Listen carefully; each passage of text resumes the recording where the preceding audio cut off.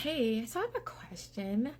Are we out here learning from our relationships, or are we just going from relationship to relationship with the same baggage, the same drama, the same, bad behavior, the same toxic things that we did in the last relationship? We're just carrying it over to the new one. Because if we are, that is literally the definition of insanity. Doing the same thing and expecting a different result. You're going to keep getting that same toxic result because you're putting in that same energy.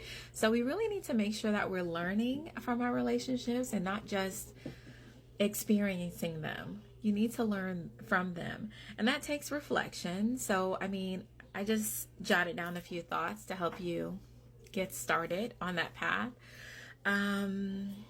Maybe stop giving so many chances. That could be something that you learn. So think about your past relationship and think, maybe I gave too many chances, or maybe you gave not enough chances. It just depends on the circumstance. Be more patient, or maybe be less patient. Because for girls, sometimes it's be less patient because, it's a dead horse at some point, and you're just like, oh, I'm being patient. No, that's past patient, 3 years ago. Trust your intuition. So I don't know why we don't trust our intuition, because it's right so many times, and it actually doesn't lie to us. But we don't trust it, and we trust people who lie. That's so weird. Pay attention to the red flags. So maybe that's something that you were doing, maybe ignoring them, or you saw them but you didn't address it, or I don't know. But that's something you can learn. Maybe be more assertive with your thoughts and opinions. So maybe you were mute about some things that you really should have brought up because it came back later to haunt you. You have to be vocal in a relationship because, everybody's learning. They're learning you, you're learning them. People don't just know how to treat you. You have to teach them. And so if you're not saying anything, they're just thinking they're doing everything right. And if they're not, you need to let them know. How else would they know that they're not doing it right if you didn't tell them? No one's a mind reader. Express yourself freely. It's important that in a relationship, you're able to express yourself freely without the other person, getting upset or, feeling attacked or just doing the most, because that's how you grow and that's how the relationship's going to get better. It's not going to get better if every time someone has something to say, the other person responds in this, negative way that it doesn't make them feel safe to be open. You have to be safe to be open in a relationship. Stop brushing things under the rug. So maybe you saw a lot of things, but you just kept brushing it under the rug, like, oh, I'll deal with it later. Yeah, that rug's getting bumpy. You can't even walk on it anymore. You put so many things under it. Deal with things as they arise. Better now than later, because it only gets worse. It only compounds because you taught them that it was okay to do that, and then so next time they're going to go a little further. Okay.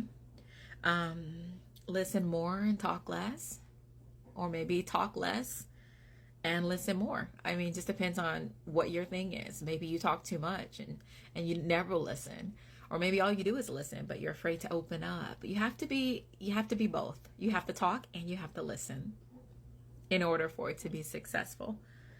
Pay attention to your emotions. Pay attention. You feel yourself getting angry or something, and you're like, why am I getting angry? Pay attention to that, and you can learn about yourself, and you're like, oh, I see. Every time he does this, I get angry. Oh, I must not like that. Oh, you're learning yourself, and if you know yourself, you can help someone else know you better. But you have to know yourself first. Set boundaries and keep them. So maybe you had a problem setting boundaries, or maybe you set them, but you just didn't keep them. There's no point in setting them if you're not going to keep them. So set boundaries, but keep them as well. Like, it's a boundary. It's there for a reason. So keep it. Value yourself before other people will value you. So maybe you weren't valuing yourself, and you let people walk all over you, and you let people just do whatever. When you let people treat you any kind of way, you're telling them that that's okay, and you don't value yourself, and that's not okay. It's not. And then you get mad when they treat you any kind of way, but you let it, you allowed it. So you have to stand up for yourself. You have to teach people how to treat you, and you have to have boundaries. All those things are very important. You have to value yourself, because self-love comes before any other kind of love. And so if you're not at a place where you're loving yourself and valuing yourself yet, then maybe you need to be in that me time space and not even in the dating space, because the dating space is for people that have already mastered the self-love, or maybe not mastered, but tackled it, working on it, the self-love. So if that self-love is the first love, if you haven't got that down, then maybe you shouldn't be ready for the other kind of love. Okay, that's important. Because that's what I got, and we're out here dating smarter, not harder.